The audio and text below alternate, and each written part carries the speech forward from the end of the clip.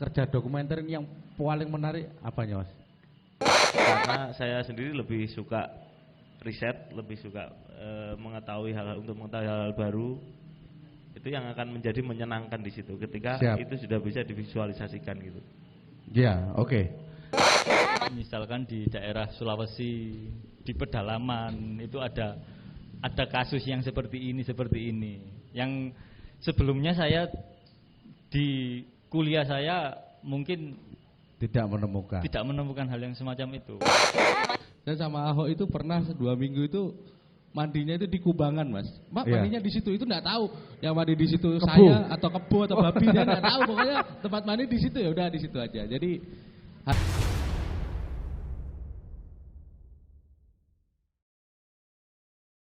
tadi sudah disebutkan secara wilayah kerja atau mungkin okupasinya ada penulis, riset, dan satunya produser,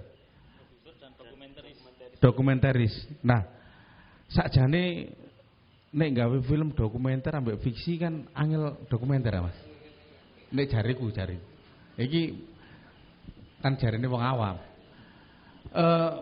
Saya kira posisi riset itu juga sangat sulit, apalagi waktu pengambilan jauh lebih sulit kayaknya, dan prosesnya juga sangat panjang, mungkin lebih panjang dokumenter daripada fiksi, dan tantangannya saya kira luar biasa sekali.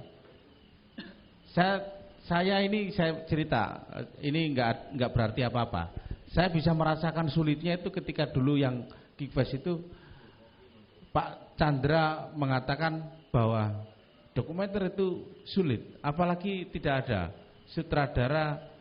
sutradaranya sekaligus pemainnya. Tapi biarkan kamu menjadi sutradara sekaligus pemainnya. Iki tambah lucu mateni aku wong iki. Iki tak aku nderek awakku dhewe iki gak iso. Akhirnya kita balik posisi waktu nderek saya ready jadi sutradara. Jadi awakmu sutradarane ya apa ya caranya aku gak sadar untuk melakukan sesuatu yang iki angel. Apalagi kerja-kerja yang justru ekstrim banget. Kemarin saya yang pernah mendengar film dari Mas Topan itu yang tentang apa, Mas? Tentang teroris ya. Tentang teroris yang luar biasa prosesnya dan sampai harus nyawa taruhannya. Nah, ini mungkin teman-teman perlu tahu, nanti kita diskusikan. Sajane bagaimana sih dokumenter, cara kerja dokumenter ini? Apa bedanya mbak dokumentasi manten? Oh enak, bedanya sewelek. Bedanya dokumenter atau kerja jurnalis atau kerja film lain. Nah, ini mungkin teman-teman perlu tahu biar kita bisa belajar bareng-bareng, supaya nanti juga bisa masuk bergabung dengan teman-teman ADN yang saya kira dari pertemuan malam ini mungkin kita bisa sangat tertarik sekali dengan dokumenter. Monggo, silakan. Bisa dari Mas Yopi, Mas Beni atau Mas Topan dulu. Apa ini? Cara kerja ya? Iya, jadi cara kerja dokumenter dan akhirnya kita tahu bahwa ngene lho kerja dokumenter. Sing beda ambek jurnalis, ambek dokumentasi wedding atau sebagainya. Sebenarnya kan kalau bicara dokumenter gimana pun itu adalah bagian dari kerja-kerja film yang secara manajerial juga secara film. Secara ide cek. Saya lanjutkan ya. Kerja-kerja dokumenter sama dengan kerja film secara manajerial. Secara gagasan bedanya gini, Mas. Kalau di fiksi itu kan juga melakukan proses riset dan bagaimana menceritakannya, dia merekonstruksi peristiwa itu, realitas itu direkonstruksi. Tapi kalau di dokumenter, realitas itulah yang menjadi adegan-adegan dari film. Otomatis secara kerja, kata kuncinya adalah kita bekerja dengan momen dalam waktu yang tidak singkat. Kita bekerja dengan momen dalam waktu yang tidak singkat. Dalam waktu yang tidak singkat. Bisa dicaratin menarik ini. Mungkin bedanya itu dengan kerja-kerja jurnalis. Ketika jurnalis menyampaikan satu fakta begitu, maka fakta itu saja yang diulik berdasarkan rumus 5W1H. Karena sifatnya memang informasi. Tapi kalau di dokumenter kita akan bercerita Jadi how to tell the story. Ketika ada satu realitas dihubungkan dengan realitas yang lain, kita analisa, kemudian kita tentukan framingnya. Artinya kita mau, misalkan ada konflik nih ya, ada konflik antara pemilik tanah dengan perusahaan misal. Itu kita harus dalami semua fakta-faktanya, bukan hanya satu fakta gitu. Itulah gunanya periset di situ. Sampai nanti pembuat menentukan, oke, aku mau membelain pemilik tanah nih karena menurut secara subjektivitas, menurut filmmaker adalah pemilik tanah ini yang benar.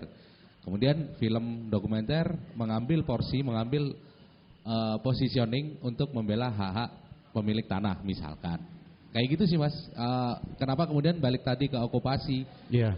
Kalau riset itu tidak benar, tidak dilakukan secara serius, maka apa yang kita sampaikan juga ngaco gitu loh. Terus ada penulis, kenapa itu harus ditulis? Ya memang fakta-fakta yang berserakan itu harus dianalisa dulu baru ditulis. Meskipun berbeda dengan tulisan film fiksi ya, yang di situ rigid gitu, setiap adegan hujan apa bisa dibuat, enggak. Kalau di dokumenter lebih pada treatment. Jadi lebih isunya itu yang kita masukkan ke draft. Kemudian setelah itu ada produser itu yang nangani syuting di lapangan kan. Nah dia yang harus tahu betul serunya produser dokumenter. Kita ada anekdot kan, kalau di fiksi the director is God. Karakter kita bikin mati, bikin hamil bisa. Ya. Tapi kalau di dokumenter enggak. Ya waktunya hujan, ini gimana, diambil apa enggak gitu. Kalau ini diambil kamera kita rusak, kalau nunggu hujan selesai waktu kita nambah. Jadi kerja-kerja produser di dokumenter itu juga ada pengetahuan dan pengalamannya sendiri. Baru yang okupasi keempat itu dokumentaris Mas. Dokumentaris itu yang pelaku teknis, sutradaranya, kamera sampai ke editor. Kayak gitu sih kalau workflow-nya. Sebenarnya kalau 4 okupasi itu merujuk pada sertifikasi Mas. Jadi ini mungkin info juga, akhir tahun kemarin beberapa teman-teman dari Malang sudah mengikuti sertifikasi profesi. Tadinya kita merasa ini tidak penting gitu ya. Lah kok pelaku seni, pelaku kok disertifikasi itu. Tapi kayaknya ke depan ini yang sedang dibutuhkan oleh kita, teman-teman. Karena kaitannya kalau kita bekerja secara global, berinteraksi dengan filmmaker dari luar, mereka itu minta kita sudah certified atau belum. Nah, ya, yang bisa mengeluarkan sertifikasi itu adalah asosiasi. Misalkan di Amerika nih Mas ya, dia mau syuting ke Jepang, dia akan menghubungi asosiasi kameranya Jepang, baru ditunjuk orang yang sudah certified untuk menemani dia. Wah, menarik. Berarti memang posisi strategisnya ADN ini adalah sebagai asosiasi profesi. Ya. Kalau tidak ada ADN, misalnya ADN Korda Malang, mungkin teman-teman akan kesusahan. Betul. Secara nasional juga begitu. Iya.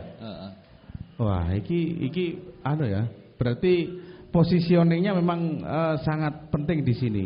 Karena bagaimanapun juga kalau berhubungan dengan pihak luar itu pasti butuh sertifikat. Iya, mereka mintanya yang sertifikat. Kayak misalkan kameramen underwater, itu ada sertifikasinya sendiri gitu. Ya bukan kita sok-sokan mana yang ini ya, tapi itu menjadi penting karena untuk menakar pengalaman, kemudian sejauh mana kompetensi seseorang dalam melakukan 4 okupasi itu. Jadi ada takaran-takarannya sehingga kita tahu itu level-level pekerjaannya yang akan diberikan. Kurang lebih gitu sih tujuannya, salah satunya. Siap. Mas Benny menambahkan? Ya, menambahi soal sertifikasi itu. Jadi salah satunya kegiatan yang dilakukan ADN di Malang saat ini, salah satunya meningkatkan kompetensi anggota.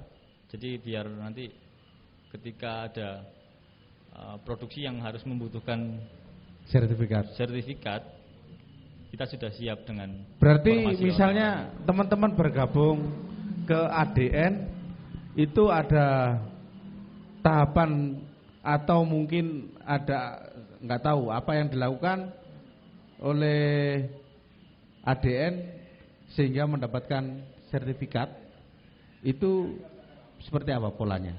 Ya, jadi sertifikasinya dari Korda. Dari Korda lah ya? Dari Korda mengajukan merekomendasikan anggota ke ADN pusat. Nah, dari ADN pusat baru mengajukan ke LSP itu, lembaga sertifikasi profesi. Karena memang personal tidak bisa langsung mengajukan Tidak sendiri ya. tanpa melalui asosiasi. Oh, oke, siap. Mas Yopi menambahkan? Saya menambahkan untuk profesi dokumentaris sendiri ya.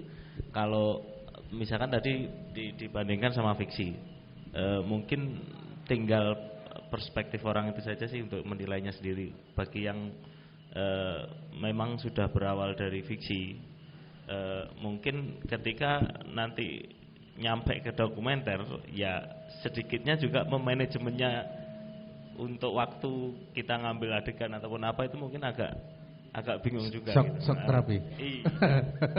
Jadi kayak saya sendiri pun juga kayaknya saya belum pernah bikin fiksi. Yang pertama kali saya syuting ya ini dokumenter gitu. Dan yang menarik di situ adalah kita bisa lebih merasa bebas saja sih kalau saya sendiri. Yeah. Karena saya sendiri lebih suka riset, lebih suka mengetahui hal-hal baru. Itu yang akan menjadi menyenangkan di situ ketika itu sudah bisa divisualisasikan gitu. Ya, oke. Sebelum kita diskusi dan ada beberapa film pendek dokumenter, saya menegaskan pernyataan Mas Yopi, mungkin bisa ditambahkan Mas Topan dan Mas Beni. Kerja dokumenter yang paling menarik apanya, Mas? Mic-nya diangkat, mic-nya. Ben sing gak pati jelas iki tertarik kayak aku ini. Iya. Soporo terus langsung. Yang menarik prosesnya, Mas. Prosesnya bersinggungan dengan masyarakat, realitas ya. Iya. Otomatis di situ ketemu banyak hal. Tidak harus manusia. Kalau kita bikin dokumenter tentang orang hutan itu lebih seru lagi. Wah, ketek gak bisa janjian kan. Nunggu ketek. Nunggu ketek. Nah, proses-proses itu yang kadang ngangeni gitu dan kita tidak dapatkan di fiksi gitu. Saya kebetulan dokumentaris yang hidup di dua alam.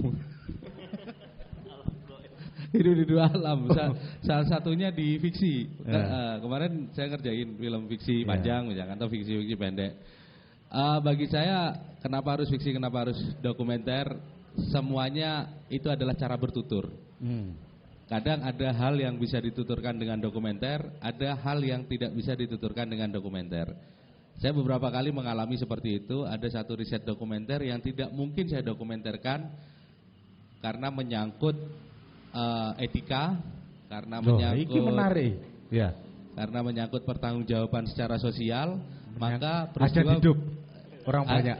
Ya, hajat hidup masyarakat misalkan kita bikin dokumenter terus menimbulkan kerusuhan atau membuat malu si subjek di kemudian hari begitu. Wah, ini risetnya ceritanya menarik tapi nggak mungkin saya pakai tokoh aslinya. Ya. Maka data-data itu saya rekonstruksi jadi film fiksi. Kadang pernah juga seperti itu. Siap. Ya, ini cara bertutur saja, idenya kan sama. Itu cuma serunya proses yang. Iya. Kalau Mas Beni apa? Mungkin Mas Beni? Ya, kalau saya sama proses belajarnya karena basic kuliah saya juga komunikasi.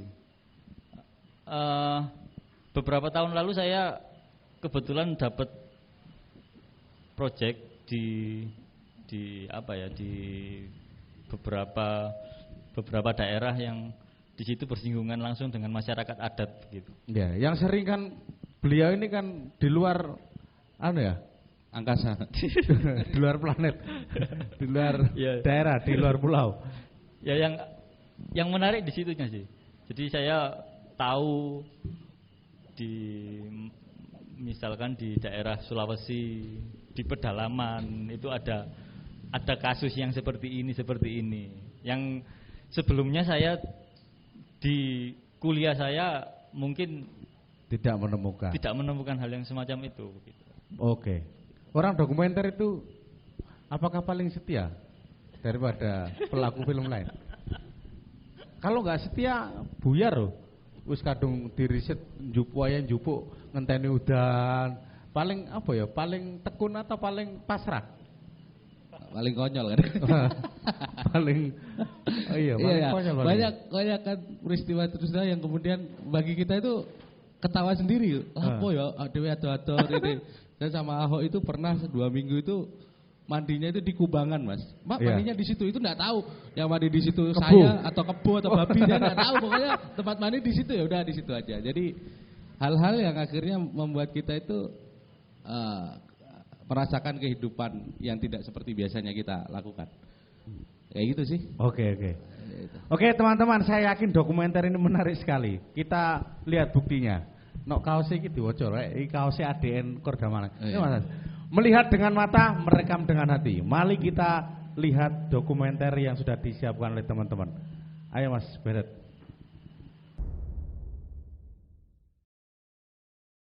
Kira-kira ada metode khusus seperti apa Mas ketika menghadapi atau berproses di dokumenter? Nah, kadang-kadang kan yang terjadi adalah intervensi dari ya ideologinya apa itu masuk di situ gitu kan. Bagaimana pendekatan kita aja kepada subjeknya dan bagaimana nantinya kita akan menuturkan itu yang akan membedakan yang seperti itu.